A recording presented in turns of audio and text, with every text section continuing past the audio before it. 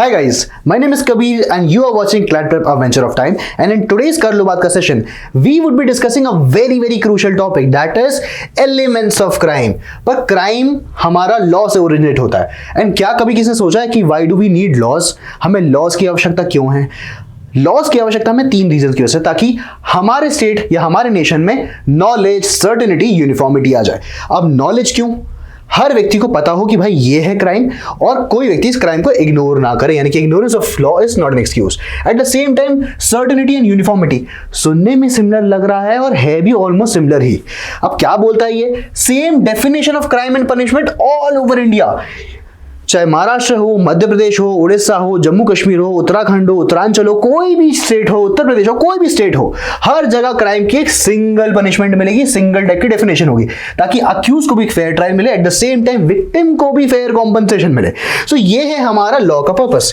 अब लॉ का पर्पस जान लिया, अब देख लेते हैं कि क्राइम क्या होता है। What is crime? So crime को हमने दो सेगमेंट में डिवाइड कर लिया है। पहला है अनलॉफुल एक्ट, दूसरा है act which are forbidden by law.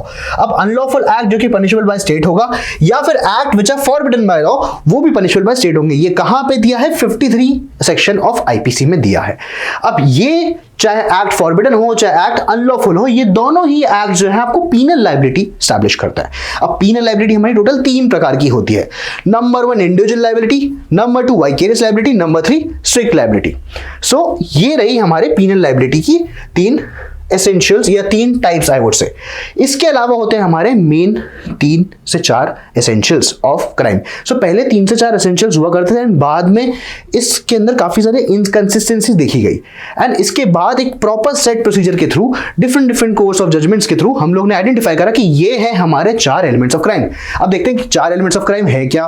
पहला है पर्सन, ह्यूमन बीइंग, दूसरा है मेंस्ट्रुआ, तीसरा है एक्टस एंड चौथा है हमारी इंजरी। अब एक एक करके इनको ढंग से समझते हैं। आज का कर लो बात का सेशन आपके क्राइम के लिए काफी ज्यादा इंपॉर्टेंट है, मतलब नॉट आपके क्राइम के लिए, मतलब क्राइम को समझने के लिए काफी ज्यादा इंपॉर्टेंट है।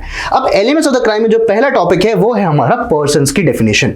पर्सन की डेफिनेशन हमारे सेक्शन 11 ऑफ द आईपीसी में दी है। 11 ऑफ द आईपीसी डिफाइन करता है यार, और इंक्लूड करता है कि इसमें रियल पर्सन भी आएंगे, आर्टिफिशियल पर्सन भी आएंगे और ज्यूरिस्टिक पर्सन भी आएंगे, यानी कि इसके अंदर सिटीजन भी आ जाएगा, फॉरेनर भी आ जाएगा और कंपनी भी आ जाएगी। अब ये जो 3 प्रकार के लोग या 3 प्रकार की चीजें हमने इंक्लूड करी है, चाहे इंडियन व्यक्ति इंडियन की टेरिटरी में क्राइम कर रहा हो, चाहे फॉरेनर इंडिया की टेरिटरी में क्राइम कर रहा हो, चाहे कंपनी इंडिया की टेरिटरी में क्राइम कर रही हो, सब लोग की इक्वल पनिशमेंट होगी। अब इंडिया की टेरिटरी में क्राइम कर रही हो मतलब चाहे इंट्रा टेरिटोरियल हो चाहे एक्स्ट्रा टेरिटोरियल हो, लायबिलिटी तो आपकी होगी। किस व्यक्ति की लायबिलिटी बिल्कुल नहीं होगी? अगर वो व्यक्ति इन्फेंट होगा, अगर वो व्यक्ति इंसेन होगा, या कुछ सर्टेन प्रकार के ऑफिशियल्स हैं जैसे प्रेसिडेंट हो गया या कुछ सर्टेन सॉवरेंस हो गए, eight the same time ambassadors वगैरह हो गए। एट द सेम टाइम हम ये भी देखते हैं कि एनिमल्स की कोई लायबिलिटी नहीं होती। एनिमल्स के ओनर की लायबिलिटी हो सकती है, यस। क्या कोई नॉन लिविंग थिंग की क्राइम की लायबिलिटी होगी? यार मैंने नहीं मारा, बंदूक ने मारा था। यार मैंने नहीं मारा, तलवार ने मारा था। भाई तलवार के पास मेंस्ट्रुएट होना आएगा, तलवार का गिल्टी इंटेंशन होना है, उस तलवार को एम्प्लॉय करा गया, उसको एज इंस्ट्रूमेंट यूज करा गया, उसको एज अ वेपन यूज करा गया आपके द्वारा, तो you are the person who is acting. That is the reason non living thing की कोई लायबिलिटी होती नहीं है। At the same time animal की लायबिलिटी इसलिए नहीं होती क्योंकि एनिमल के पास मेंस्ट्रुआ कॉम्प्रिहेंड करने का दिमाग ही नहीं होता, ठीक है। ह्यूमन बीइंग यानी कि पर्सन ही एक तरह से सेक्शन 10 ऑफ आईपीसी में डिफाइंड है। इसको अगर हम बीएनएस में देखेंगे, सो मैन की डेफिनेशन दी है सेक्शन 2 सब क्लॉज 19 में, और वुमेन की डेफिनेशन दी है section 2 sub clause 35 of the BNS के अंदर। अब मैन कौन होता है? भाई मैन वो व्यक्ति हो जाएगा जो कोई भी इंसान मेल है एनी एज का, ठीक है, okay. Eight the same time women कौन हो जाएगी? कोई भी फीमेल किसी भी एज की वुमेन हो जाएगी। Section 2 sub clause 35 of the BNS बोलता है। तो क्या 12 साल की एक गर्ल वुमेन की डेफिनेशन में आएगी? Yes. Eight the same time अगर 3 साल का बॉय है तो क्या वो मैन की डेफिनेशन में आएगा? आंसर है yes. Moving on to the next essential of the crime. Next essential of the crime है, next element of the crime है हमारा मेंस्ट्रुआ। पर मेंस्ट्रुआ समझने के पहले हमें समझना पड़ेगा कि यार मोटिव क्या है, इंटेंशन क्या है और नॉलेज क्या है। तो मोटिव मतलब वाई, रीजन क्या था इस एक्ट को करने के पीछे। Eight the same time intent जो है वो है क्या, what, voluntary intended in mind result of motive, मतलब आपका जो मोटिव है उसका रिजल्ट होता है आपका इंटेंशन। ये आपका वॉलंटरी जो आपका इंटेंशन है, ये उस बारे में हम बात कर रहे हैं। Eight the same time knowledge क्या होती है? नॉलेज एक रीजनेबल नॉलेज होती है, एक रीजनेबल इंटेंशन होता है कि यार मैं इतनी स्पीड से गाड़ी चलाऊंगा, तो ये रीजनेबल नॉलेज है कि कोई ना कोई व्यक्ति ठुक ही जाएगा, इससे किसी न किसी व्यक्ति का एक्सीडेंट हो ही जाएगा। अब कुछ वर्ड्स हम समझेंगे जो डिनोट करते हैं मेंस्ट्रुआ को। ये सारे वर्ड्स हैं intentionally, dishonestly, fraudulently, knowingly, recklessly, negligently, deliberately, wilfully and voluntarily. आप वीडियो पॉज कर सकते हो, इन सबकी एक रिस्पेक्टिव डेफिनेशन देख सकते हो। अलग अलग सेक्शन में इन सब चीजों को डिफाइन करा गया है या फिर डेलिबरेटली यूज करा गया है हमारे आईपीसी के द्वारा। And these are landmark case laws which you can use for your better comprehension, better understanding. ये क्लैट में नहीं आता, एलेट में नहीं आता। एट द सेम टाइम ये लैंडमार्क केसेस मेंस्ट्रुआ का कॉन्सेप्ट एस्टैब्लिश हुआ, इसलिए आपको पढ़ना थोड़ा सा एक फॉर द रेफरेंस इंपॉर्टेंट है। Moving on to the next important element of crime, that is actus reus. अब ये जो एलिमेंट है ना, ये मेरा पर्सनल फेवरेट है।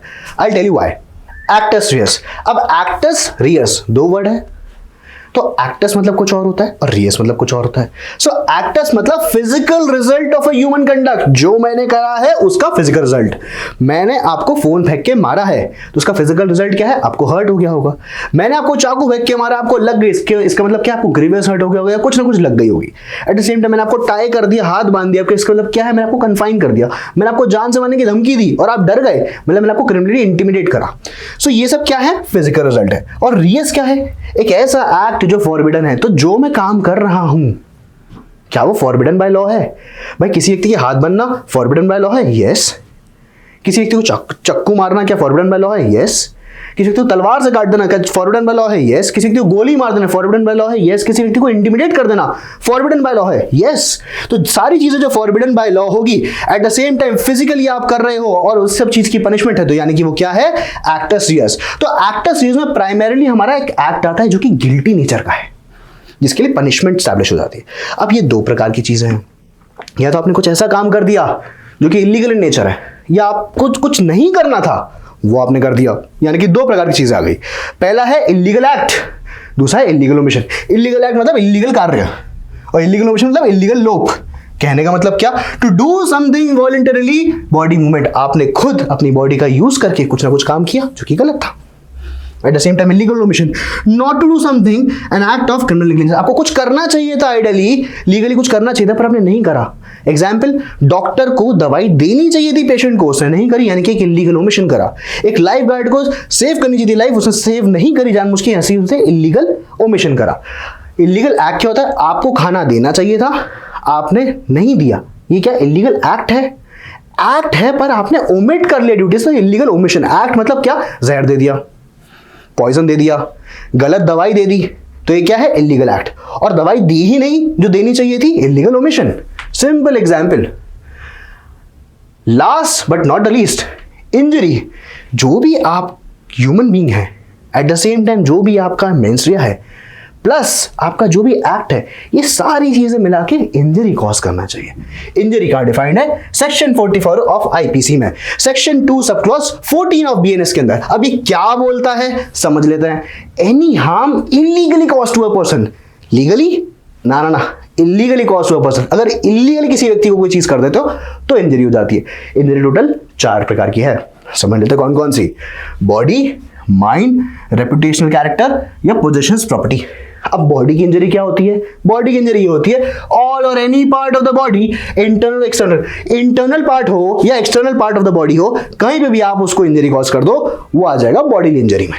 समझ गए? बॉडी इंजरी कहां पे दिया है? सेक्शन 300 या सेक्शन 299 ऑफ द आईपीसी में आपको मिल जाएगा आसानी से, आप चाहो तो पढ़ सकते हो। माइंड की इंजरी क्या होती है?